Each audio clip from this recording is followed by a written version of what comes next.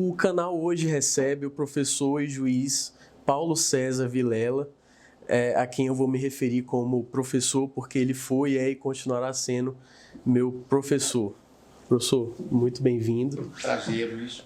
Bom, o senhor estava convocado no gabinete do ministro Luiz Roberto Barroso como juiz instrutor e há cerca de 6 meses retornou ao protagonismo da judicatura. Sim. Então, portanto, essa vai ser a nossa temática, o juiz e a função jurisdicional. Então, professor, para começar, por que juiz? Qual o prazer da vida do juiz? Obrigado pela pergunta. É a primeira ideia, então, que eu exponho. Eu decidi muito cedo ser juiz, eu venho de uma família em que as pessoas estão atuando no direito. Minha mãe foi juíza durante 40 anos e eu, durante a vida inteira, vi minha mãe atuar e, portanto, conhecia esse ofício, sabia como ele era exercido e tive a vontade de seguir essa mesma carreira. Não foi, embora eu tenha pensado nisso, não foi a minha decisão primeira, assim, logo no momento em que se toma essa decisão, mas talvez mais por medo de não atender às minhas próprias expectativas quanto ao que eu achava que deveria ser o modelo a seguir, que era minha mãe, mas logo que eu percebi que era possível, eu então gostei da ideia, e basicamente porque no direito, que é a minha área e o tema pelo qual eu sou visceralmente apaixonado, a função do juiz sempre me pareceu ser aquela mais prazerosa. Eu, embora ache verdadeiramente louvável e bonito defender uma tese como advogado, defender alguém, ou até mesmo nas funções do Ministério Público, ser o defensor da sociedade, tanto no civil quanto no crime, e eventualmente ser no crime o órgão acusador, a ideia de ouvir as partes e tomar uma decisão refletida sobre o que seria melhor para as pessoas na situação concreta sempre me fascinou. Então, respondendo objetivamente a sua pergunta, o ofício da judicatura é um ofício que me dá prazer, porque é o ofício da reflexão sobre o direito, sobre a vida das pessoas e sobre o que me parece ser, dentro dos limites do direito, a melhor solução para as pessoas. Excelente, professor. O juiz faz justiça? Essa é uma pergunta filosófica de altíssimo nível e eu vou tentar encontrar uma resposta que seja simples e não seja simplista. A primeira resposta que me vem à cabeça é não, o juiz não faz justiça. O juiz jurisdiciona.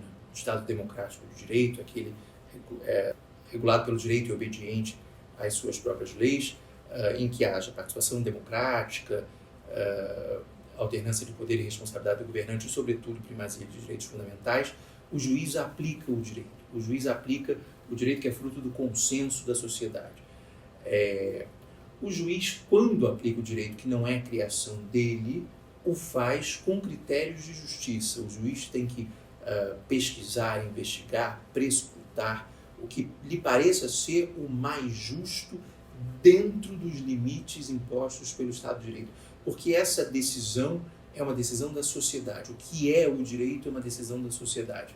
Então, se por um lado o juiz, isso não é, eu tento fazer com que não seja uma profissão de fé positivista da aplicação fria da lei, por outro lado, é o respeito ao Estado de Direito, é o respeito às escolhas da sociedade e o respeito à ideia de que a sociedade também erra.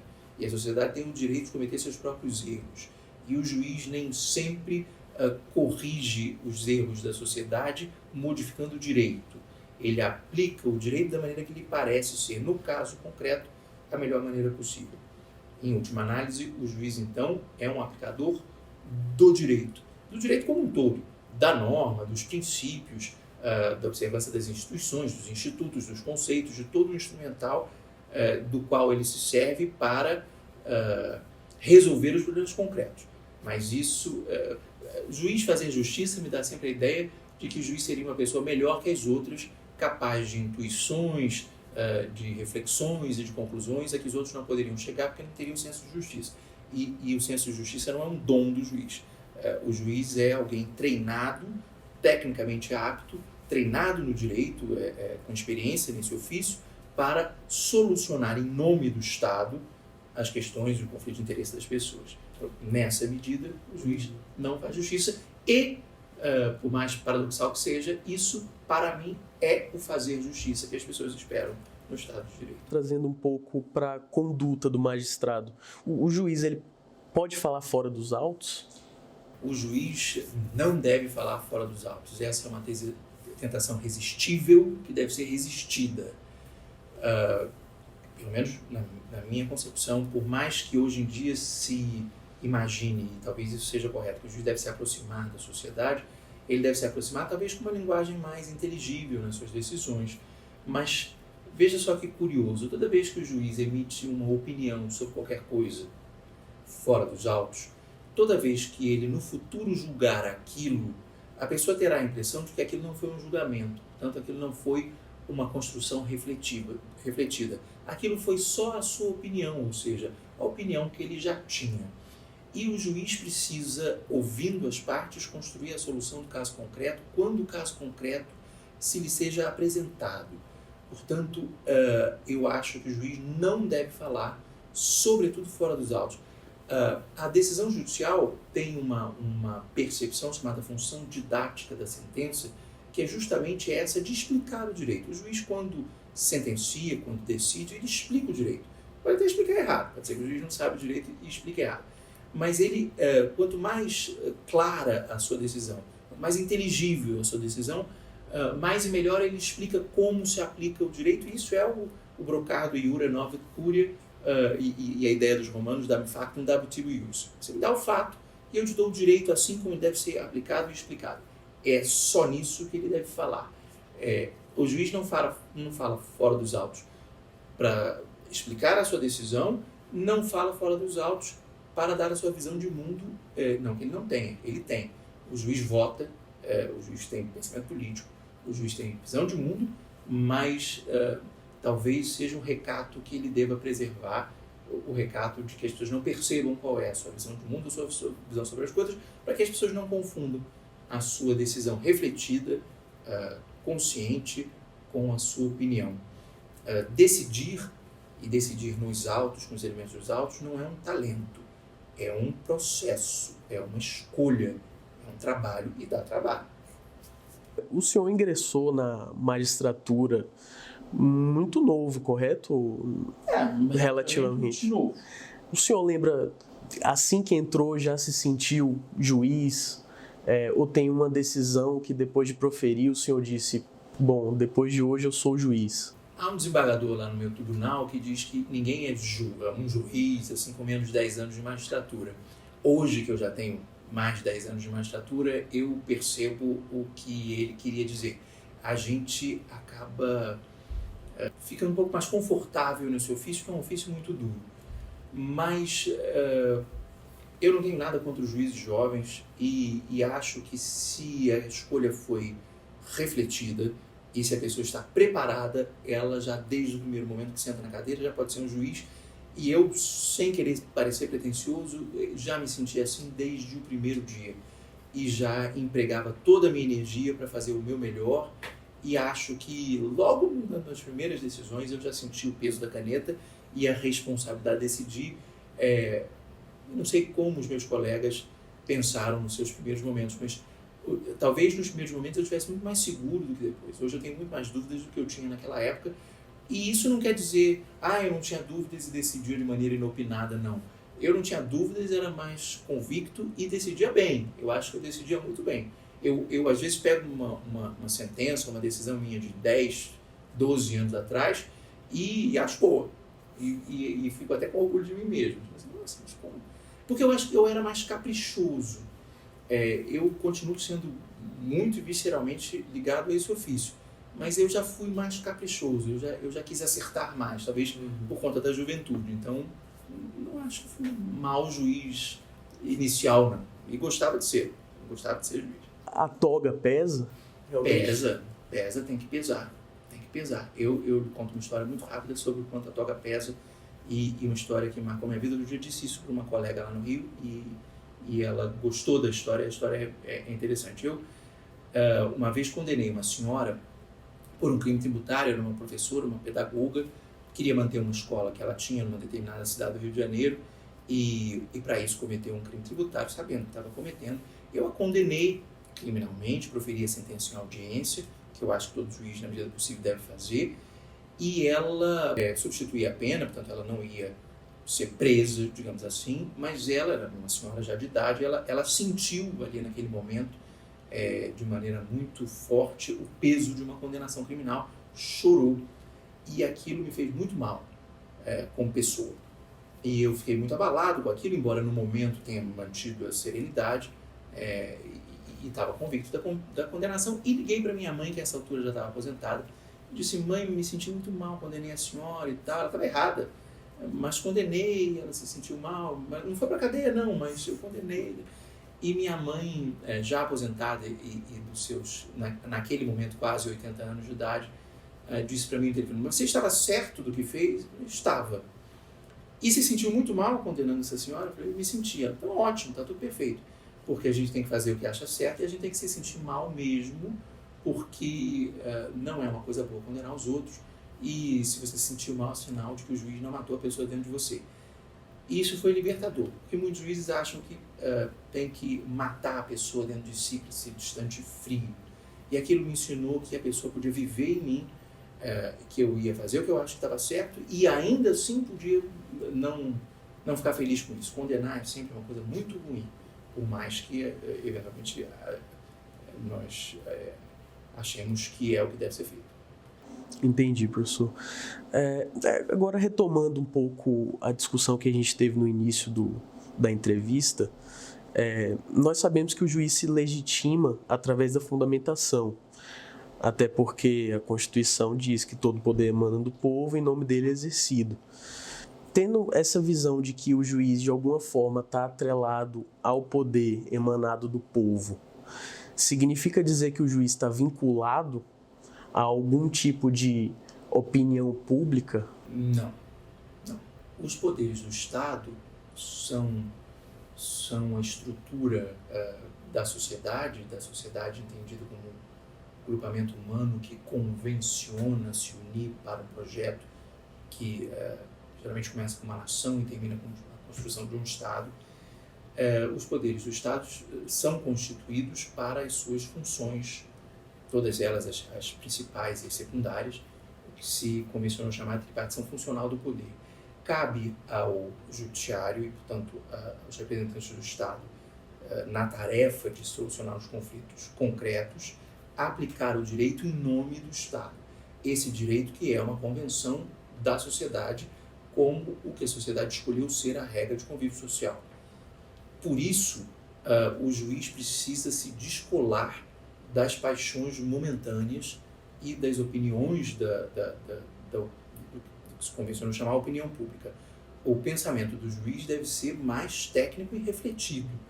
E, portanto, é natural que o juiz não ceda à tentação de agradar ou de fazer o que as pessoas, no calor do momento, desejam que seja feito. E acho que talvez a jurisdição criminal seja o ponto em que isso mais aparece. É por essa razão que o direito não permite que as pessoas ajam por sua própria força. Você não pode pedir ao pai da moça estuprada que tenha uma visão atenta sobre as razões e a defesa da pessoa que estuprou a sua própria filha. É por essa razão que o Estado se descolhe disso. O Ministério Público, em nome da sociedade, defenderá não só a sua pretensão como a pretensão da própria sociedade, que é a chamada pretensão punitiva estatal, e o juiz, representando o Estado, decidirá. E quando isso, é claro que no Brasil os processos se alongam muito tempo. Quando isso demora um tempo razoável, mas ainda assim demora, também é bom, porque a gente não deve decidir logo que a coisa aconteceu, especialmente no crime. Então esse tempo que medeia o acontecido e a própria decisão é um tempo de reflexão para que o juiz consiga refletir sobre o que a lei estabelece para aquela situação, mas também sobre o que a defesa dirá no caso concreto, e, portanto, é só a isso que o juiz deve se ater e não a opinião pública. O juiz, o político deve prestar atenção na opinião pública, inclusive para modificar o direito. E quando ele o faz em nome da sociedade, todo o poder emana do povo, e seu nome é exercido por meio de seus representantes eleitos. Ele está lá para pôr o direito que é uma escolha, um consenso que ele colhe na sociedade. O juiz aplica o direito posto. Então, até que o direito se modifique, as escolhas que já foram feitas. Professor, o senhor atuou certo tempo numa vara especializada em organizações criminosas no Rio de Janeiro. O senhor sentiu medo? Olha, Luiz, eu não senti medo de verdade verdadeira em nenhum momento e também nunca fui ameaçado, nunca passei nenhuma situação difícil. Eu entendo, conheço da situação de muitos colegas que são ameaçados em vários lugares do Brasil, e então não ignoro essa possibilidade, mas na minha experiência isso nunca aconteceu.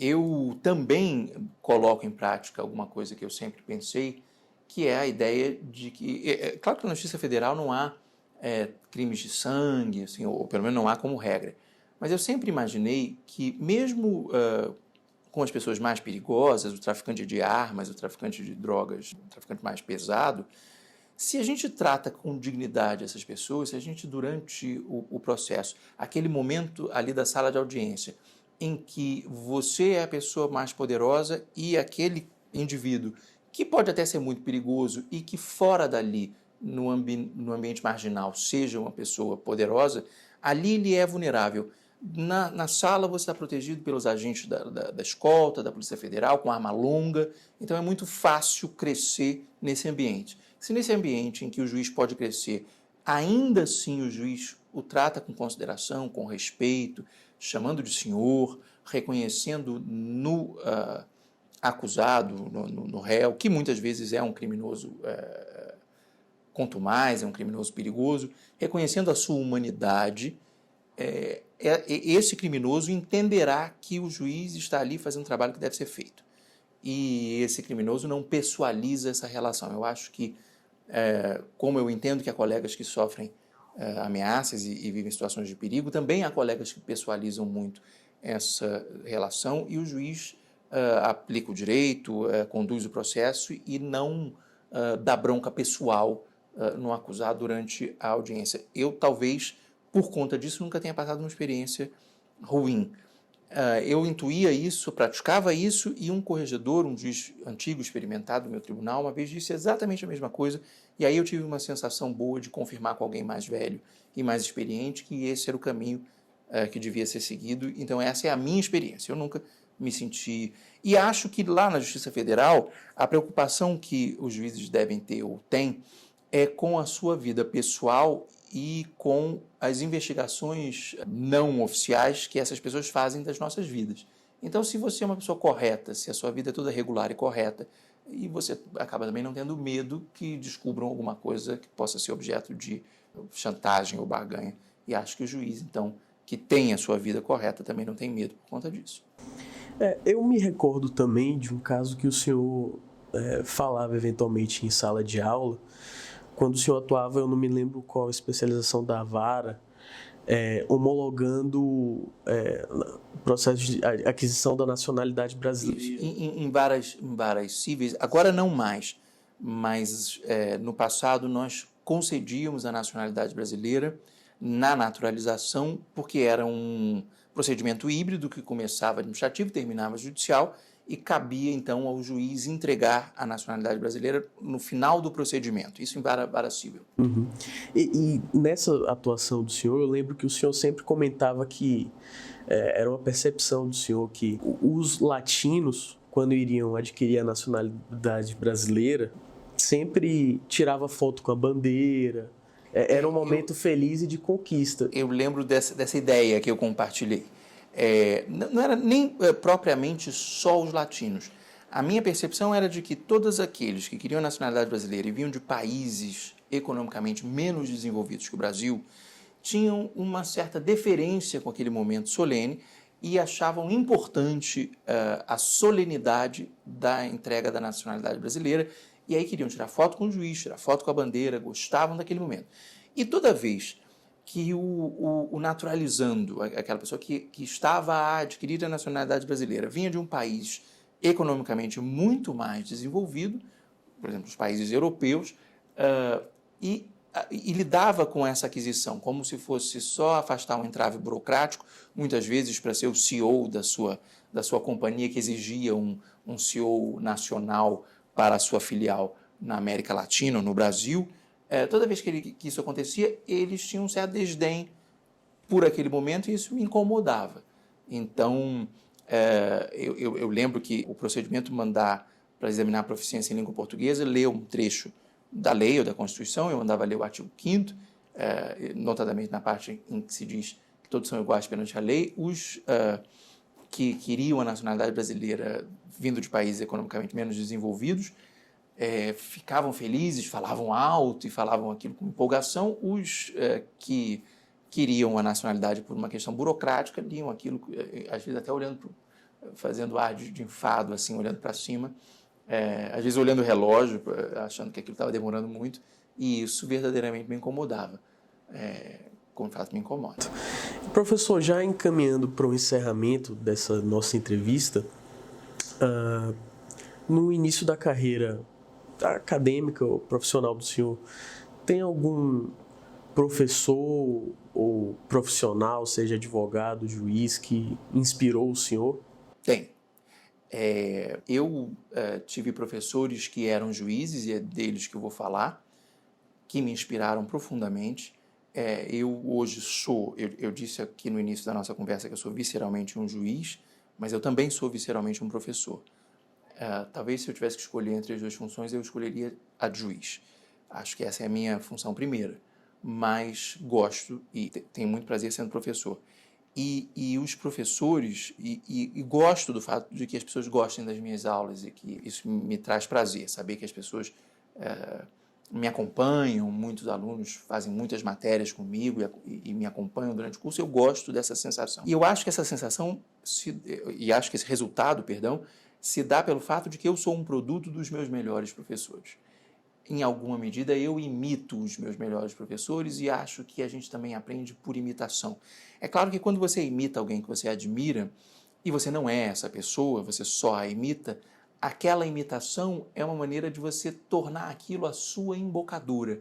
E depois que você imitou, aquilo vira você. É você sendo ou praticando aquilo que você no outro viu e admirava. Então é isso que eu sou. Eu sou fruto de muitos desses professores, mas se eu puder citar dois que são juízes, a quem eu admirava como professores e juízes, eu citaria dois que me marcaram muito como professor e como juiz. O desembargador Silvio Capanema, no Rio de Janeiro, que foi meu professor de civil, que foi professor assistente do professor Santiago Dantas, e isso por si só me dava uma sensação de tradição oral que me fazia imaginar, assim, fantasiar que estava perpetuando uma tradição sem preço. E um professor de direito penal, que desembargador aposentado do Tribunal de Justiça do Rio, chamado Eduardo Mair, que tinha uma compreensão enciclopédica do direito penal, mas uma exposição muito simples, muito objetiva. E um desembargador também do meu tribunal, chamado Paul Eric Dirlund, do Tribunal Regional Federal da 2ª Região, que também... Todos eles tinham as suas características especiais e que eu tentei imitar. A exposição sintética do professor Eduardo Mair, a fala bonita e elegante do professor Silvio Capanema e o conhecimento enciclopédico de todas as matérias ao mesmo tempo do professor Paul Eric Dirlund. Então, agradeço a pergunta porque é mesmo uma oportunidade de homenagear aquelas pessoas que forjaram o que eu pretendo ser. Bom, professor, eu agradeço em nome do canal imensamente a presença do senhor. Eu que agradeço a oportunidade. Muito obrigado. Fiquei feliz e se eu puder falar uma última coisa, claro. Que é o prazer do professor. No iniciozinho da nossa conversa, você, durante uma pergunta, disse assim, o juiz e a função jurisdicional, que é um livro clássico do ministro Mário de Guimarães, um livro a que você foi apresentado por mim. Então, isso é o que reflete o prazer de ser professor, quando a gente vê que o que ensinou ficou no outro, efetivamente. Sim, professor, e eu agradeço pela paixão com que o senhor me apresentou o direito, e isso com certeza reflete em mim e refletirá nesse canal. Que bom. Então, é isso. Sucesso pro canal.